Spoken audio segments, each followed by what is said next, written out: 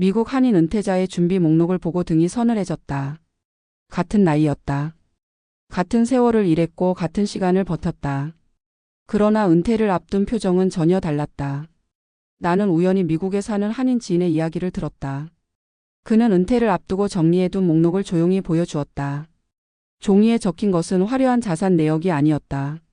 어디에서 살 것인지, 병원은 얼마나 떨어져 있는지, 일주일에 몇 번은 누군가와 대화를 나눌 수 있는지, 아침에 눈을 뜨면 어디로 걸어갈 것인지, 몸이 아플 때 대신 전화해 줄 사람은 누구인지. 그 목록을 보는 순간 이상하게도 돈 이야기는 거의 보이지 않았다. 대신 삶의 구조가 보였다.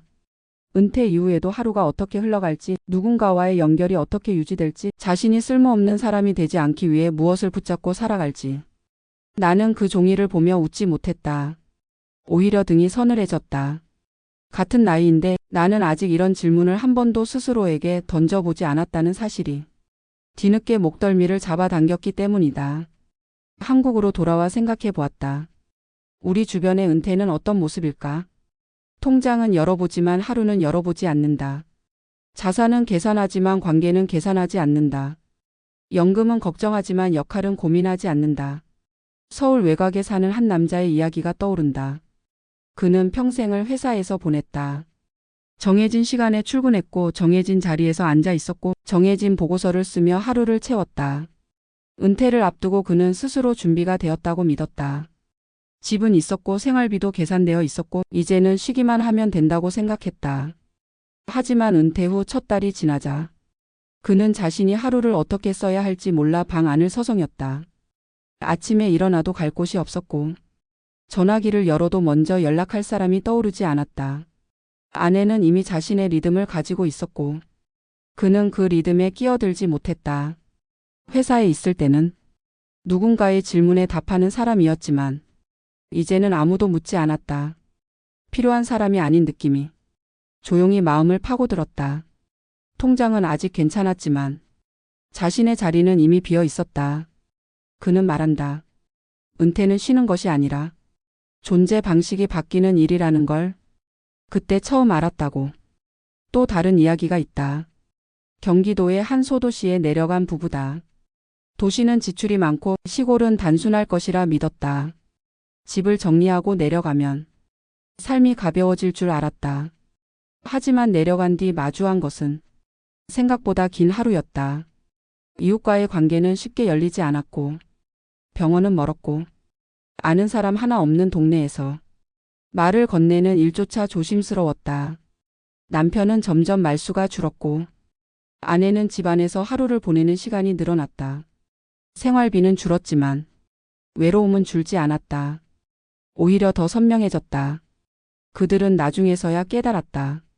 준비하지 않은 은퇴는 장소를 옮긴다고 해결되지 않는다는 사실을. 삶의 구조 없이 내려온 시골은 쉼터가 아니라 고립이 될 수 있다는 것을. 다시 미국의 그 한인 은퇴자의 목록이 떠오른다. 그는 은퇴를 앞두고 돈보다 먼저 하루를 설계했다. 사람을 놓치지 않기 위해 의도적으로 약속을 만들었고 아무 일도 없는 날을 두려워하지 않기 위해 작은 역할을 계속 붙잡고 있었다. 그는 말했다. 은퇴는 끝이 아니라 관리해야 할 또 다른 일이라고. 아무 준비 없이 맞이하면 가장 무서운 것은 돈이 아니라 자신이 쓸모없어졌다고 느끼는 순간이라고. 같은 나이 다른 선택. 어떤 이는 은퇴를 앞두고 삶을 점검했고 어떤 이는 은퇴 후에야 삶을 다시 배워야 했다. 한국의 많은 50대와 60대는 아직도 은퇴를 미래의 일로 미룬다. 그러나 은퇴는 어느 날 갑자기 찾아와 지금까지의 삶을 그대로 드러낸다. 준비한 것은 남고 준비하지 않은 것은 공백으로 남는다. 통장을 여는 것만으로는 부족하다. 하루를 열어봐야 한다. 사람을 점검해야 하고 역할을 남겨두어야 하며 몸과 마음이 갈 곳을 마련해야 한다.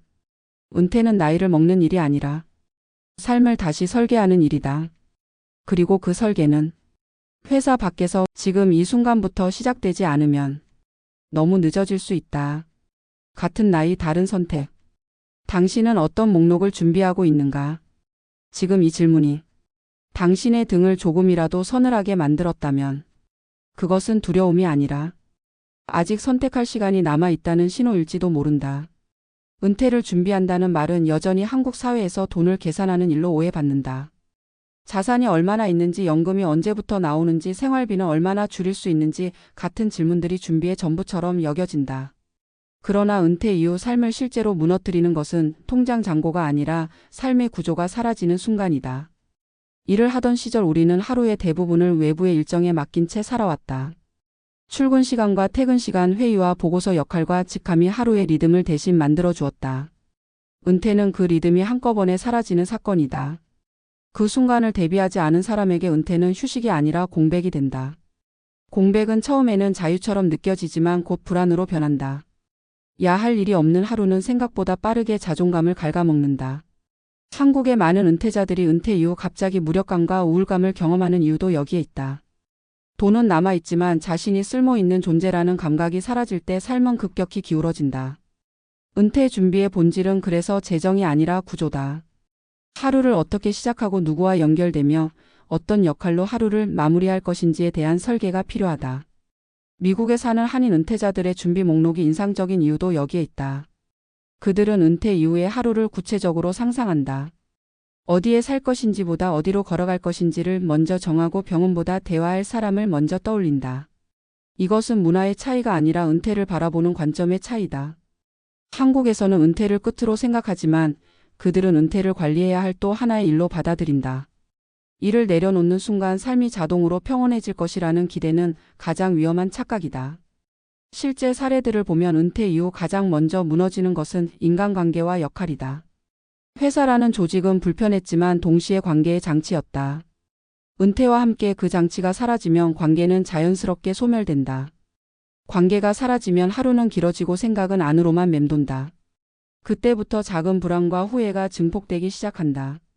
은퇴를 앞둔 세대가 지금 반드시 점검해야 할 것은 자산표보다 삶의 동선이다.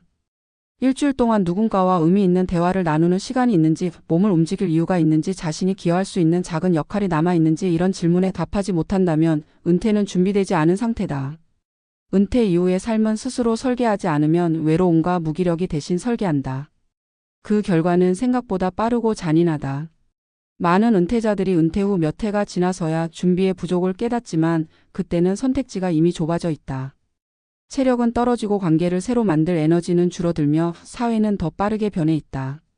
그래서 은퇴 준비는 가능한 한 이르게 시작되어야 한다. 아직 일하고 있을 때, 아직 역할이 남아 있을 때 천천히 구조를 옮겨야 한다. 일을 완전히 끊기 전에 하루의 일부를 스스로 운영해보는 연습이 필요하다. 작은 봉사든 취미든 공부든 돈과 상관없이 지속할 수 있는 활동을 만들어야 한다. 그것이 은퇴 이후 삶의 닻이 된다. 은퇴는 실패가 아니라 전환이다. 그러나 전환은 준비 없는 사람에게 언제나 고통스럽다. 준비란 거창한 계획이 아니라 삶을 떠받치는 최소한의 장치를 남겨두는 일이다. 하루의 시작과 끝, 사람과의 연결, 자신이 여전히 필요하다고 느낄 수 있는 자리, 이 세 가지가 준비되지 않은 은퇴는 아무리 자산이 많아도 불안하다. 반대로 이 세 가지가 갖춰진 은퇴는 생각보다 단단하다. 같은 나이 다른 선택은 우연이 아니라 준비의 차이다. 지금 이 글을 읽으며 마음 한켠이 불편해졌다면 그것은 이미 준비가 시작되었다는 신호다. 은퇴는 피할 수 없는 미래가 아니라 지금부터 만들어가는 과정이다. 늦었다고 느끼는 바로 그 순간이 가장 빠른 출발점이다.